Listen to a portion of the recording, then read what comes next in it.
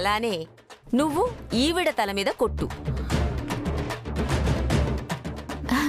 మరి తినకి మీరిద్దరూ మీ తల మీద కొట్టుకున్న తర్వాత ఎవరికి ఓపికుంటే వాళ్ళు తన నెత్తి మీద కొబ్బరికాయ కొట్టండి.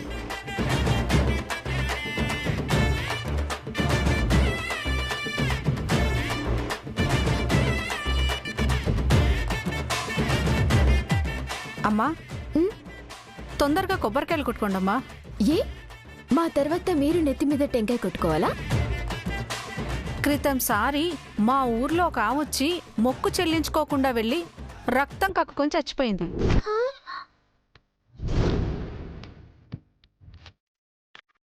నాకు నొప్పి పుట్టిందో నీకుంటుంది. ఆ పిన్ని నీ గుండెకి మత్తిచ్చి కొట్టినా? అమ్మా త్వరగా కానివ్వండి.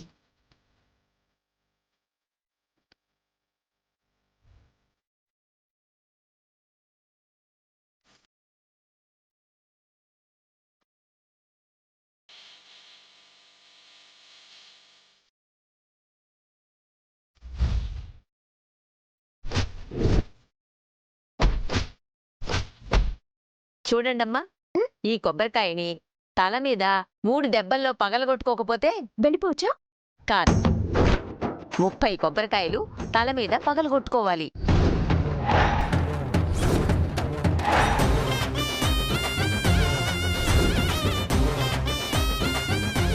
ఇవి మొక్కుల్లా లేవు, శిక్షల్లా ఉన్నాయి. ఊరికే వరాలు ఎలా తీరుతాయి మరి? కానివ్వండి కానివ్వండి. భయంగా ఉందా? పోనీ నేను కొట్టనా? పిన్ని ఇదే మేలనుకుంటా. నొప్పి పుట్టకుండా కొట్టండి ప్లీజ్. కానివ్వండి తొందరగా, మా తర్వాత నీకు కూడా ఉంటుంది.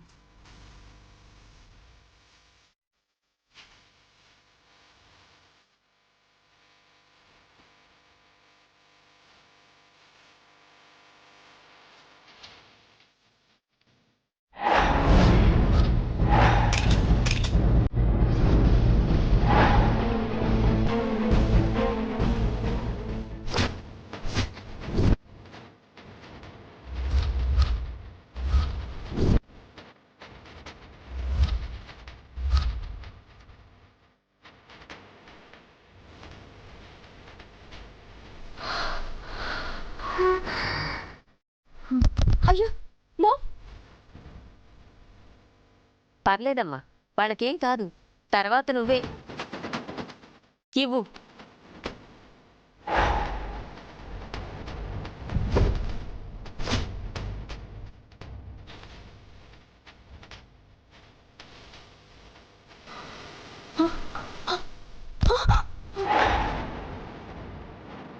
అక్కడ బోనం పగలగొట్టిన పాపానికి తగిన శిక్షే పడింది.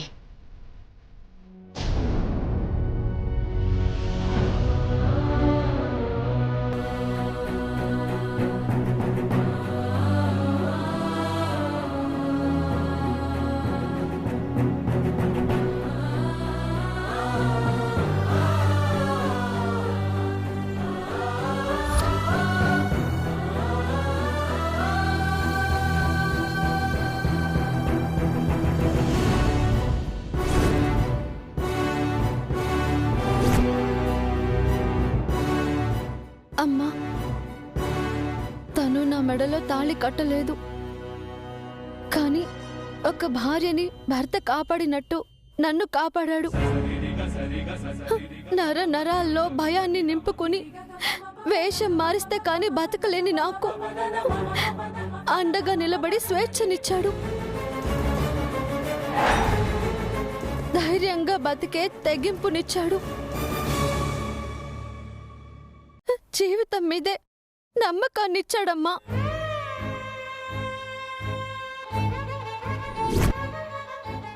ఈ రోజు నేను, మా వాళ్ళందరూ ప్రాణాలతో ఉన్నారు అంటే తనే కారణం.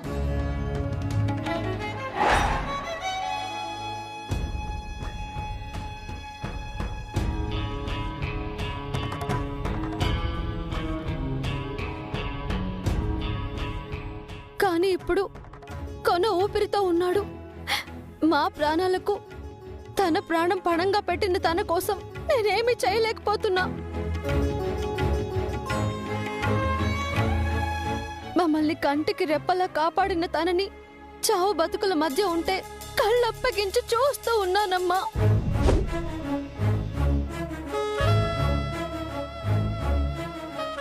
తను పెట్టిన భిక్షతో ఊపిరి పీలుస్తున్న నేను తన ప్రాణాల్ని కాపాడలేకుంటే ఈ ప్రాణానికి అర్థమే ఉంది.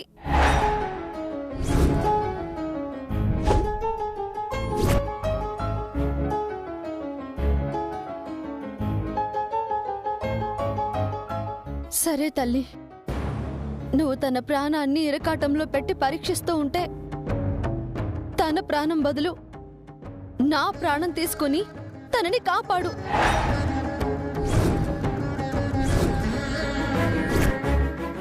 తన కోసం ఆనందంగా నేను నీకు బలిచ్చుకుంటాను.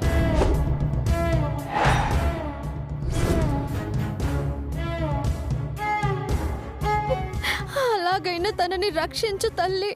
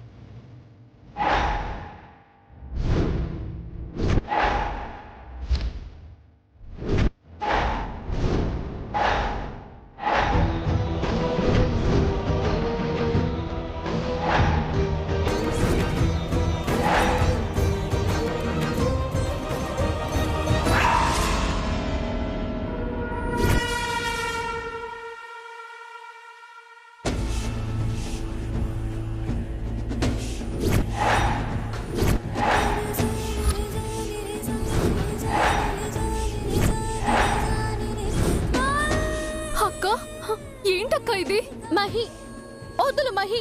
అక్క, ఏం చేస్తున్నావు అక్క? నువ్వు వదులు మహి. త్రిశూలం వదులు. అక్కడ తను బతకాలి అంటే నేను చావాల్సిందే. అక్క, నీకేమైనా పిచ్చెక్కిందా? ఏం చేస్తున్నావో అర్థమవుతుందా? తనని కాపాడుకోలేకపోతే ఇక నా బ్రతికే వృధా.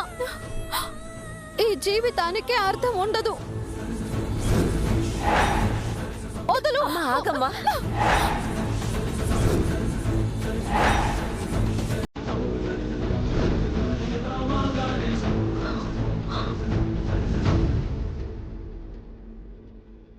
నన్ను నేను బలి చేసుకుంటేనైనా అమ్మవారు తనని కాపాడుతారేమో మహి.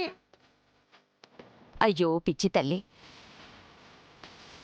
అమ్మవారు కొలువైన ఈ ప్రాంగణంలో చావనేదే ఉండదమ్మా. చావే ఉండకపోతే అక్కడ నాకు కావలసిన మనిషి ఎలా ఎలా కొన ఊపిరితో గంట గంటకి ఆరోగ్యం క్షీణిస్తూ ఎందుకు అలా ఉంటారు? ఎక్కడో ఏదో లోపం ఉందమ్మా.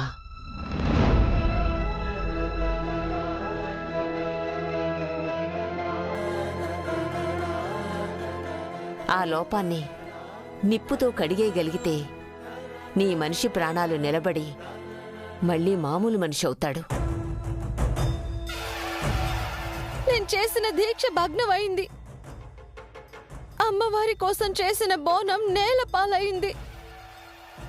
ఆ విశాలాక్షిని ప్రసన్నం చేసుకోటానికి చాలా మార్గాలున్నాయమ్మా. అక్క, అందులో మహోన్నతమైనది, అన్నిటికంటే ఉత్తమమైన మార్గం అగ్నిగుండంలో నడుస్తూ అమ్మవారికి జ్యోతిని సమర్పించటం.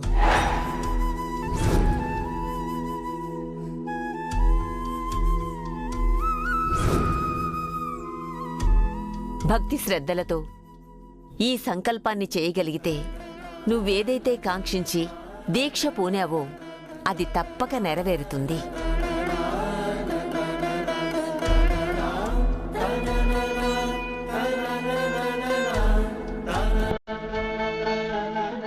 చేస్తావా అమ్మా? చేస్తాను, తప్పకుండా చేస్తాను. ఆషాఢమాసం తొలి ఆదివారం అమ్మవారి ప్రసన్నం కోసం శివసతులు అగ్నిగుండం ఏర్పాటు చేశారు. వెళ్ళి దిగ్విజయంగా నీ సంకల్పాన్ని ముగించుకొని నీ మనిషిని కాపాడుకోమ్మా.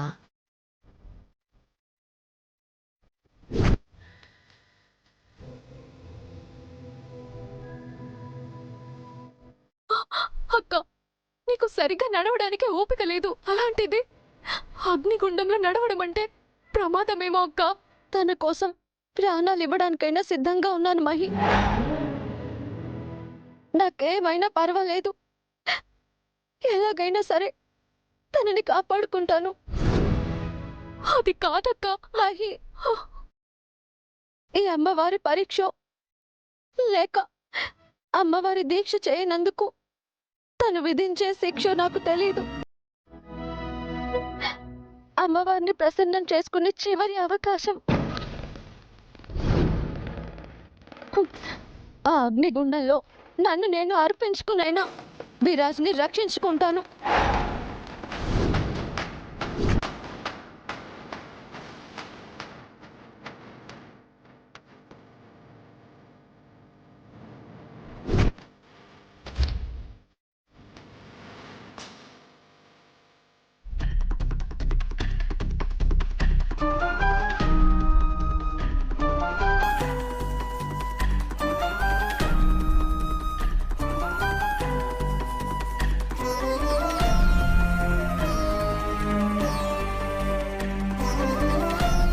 పంతులు గారు, అందరం బోనం సమర్పించాం.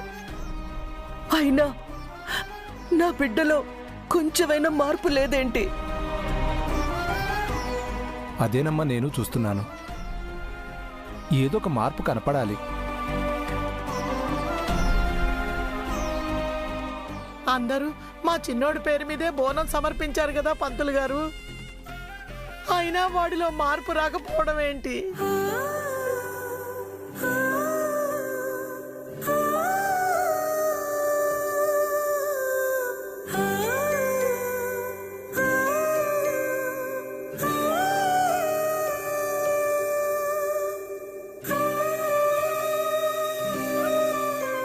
స్మైలీ, ఎక్కడికి వెళ్ళారు మీరు? చిన్నోడిని వదిలేసి ఎక్కడ తిరుగుతున్నారే? వాణ్ణి పరిస్థితిలో వదిలేసి కాలక్షేపం చేస్తున్నారా? ఇంకెక్కడికి వెళ్తాం గ్రాని? బోనం సమర్పించడానికే వెళ్ళాం. అమ్మ కూడా మీతో పాటే బోనం సమర్పించేసి వచ్చేసింది కదా. బోనం సమర్పించిన విరాజ్లో ఏ మార్పు రాలేదని ముగ్గురం తల మీద కొబ్బరికాయ కొట్టించుకొని మరి విరాజ్ కోలుకోవాలని మొక్కు తీర్చుకున్నాం.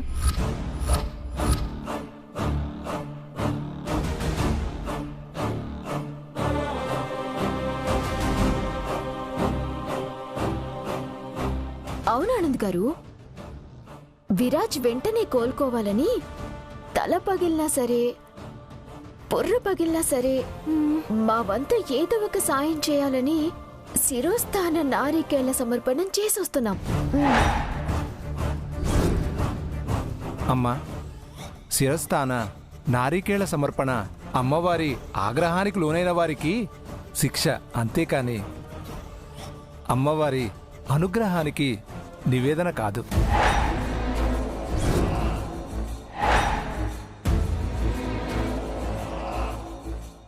ఏ తప్పో చేసుంటారు. అందుకే అమ్మవారు వీళ్ళని శిక్షించుంటుంది. మేమేం తప్పు చేస్తాం వదినా? అక్కడొక పెద్దావిడ అలా చెప్తే మంచిదని మేము మొక్కు తీర్చుకున్నాం. మాకేం తెలుసు? మీకు ఇలా మాడు పగలగొట్టడం కాదే, ప్రతి దాంట్లో అడ్డంగా వచ్చి వాగేస్తూ ఉంటారు కదా, ఆ మూతి పచ్చడి చేసుంటే సరిపోయేది. గ్రాని, వాళ్ళతో నన్ను కలపకు. బావకి మంచిదని చెప్పగానే నేను వెళ్ళానంతే.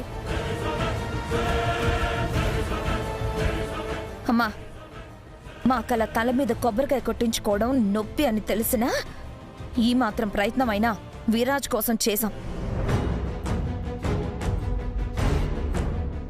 ఇలాంటివి ఇంకా మేమేమైనా చేయటానికి సిద్ధంగానే ఉన్నాం.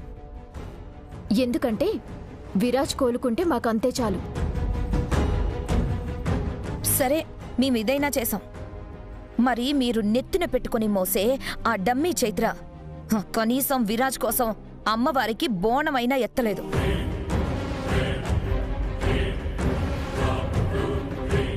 ఏదో మనం చూడనప్పుడు బిందెలు మోయటం, అభిషేకాలు చేయటం, ఈ బిళ్ళపులు ఇవ్వటం కాదు. అవసరమైనప్పుడు విరాజ్ కోసం బోనమైనా ఎత్తాలి కదా. అది కూడా చేయలేదు కదా. వదినా, విరాజ్ అంటే ప్రాణమని ఆ డమ్మీ చైత్ర నాటకలాడటం కాదు. నీకు లయకి విరాజ్ అంటే బాధ్యతుంది కాబట్టి బోనమెత్తి విరాజ్ బాగు కోసం మీకు చేతనైనంత ప్రయత్నం చేశారు. మరి తనేం చేసింది? రాక్ స్టార్ కోసం మా అక్క ఏం చేయడానికైనా వెనకాడదు.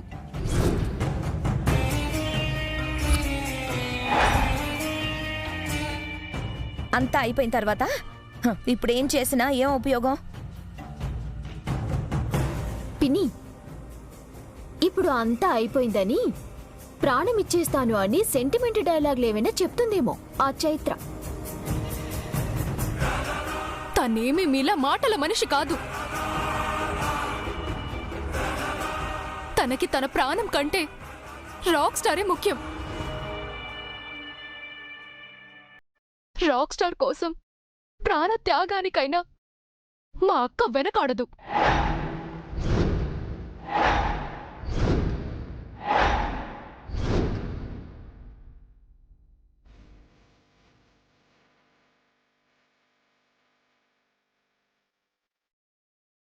మహి, ఏంటి నువ్వు అంటుంది?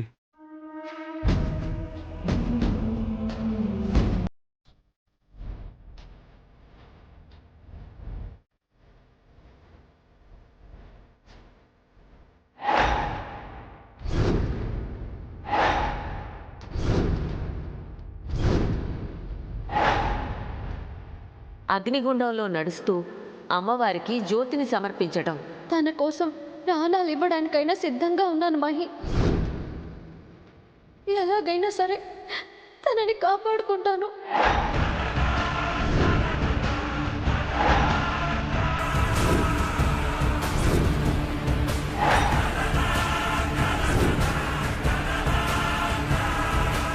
రాక్ స్టార్ని ఎలాగైనా అమ్మవారు అనుగ్రహించాలని తను అగ్నిగుండంలో నడవాలనుకుంటుంది.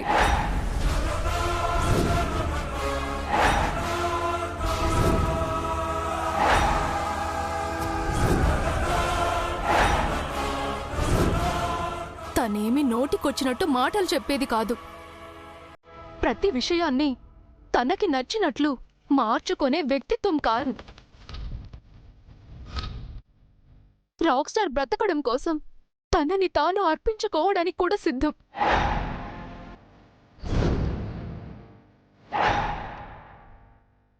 మా అక్కని ఇన్ని మాటలన్న మీరు రాక్ స్టార్ కోసం పై పై మాటలకి అది చేస్తాం ఇది చేస్తాం అనడం కాదు. వచ్చి నిప్పుల నడవండి.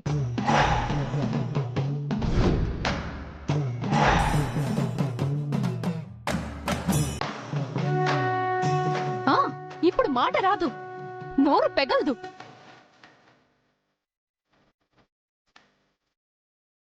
ఇకనైనా మాటలు అదుపులో పెట్టుకుంటే మీకే మంచిది.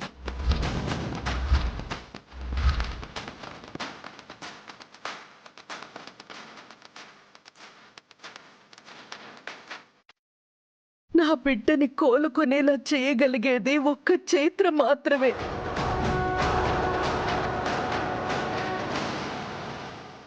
చైత్ర తన ప్రాణానికి ప్రాణమైనా తన భర్తని ఎలాగైనా కాపాడుకుంటుంది.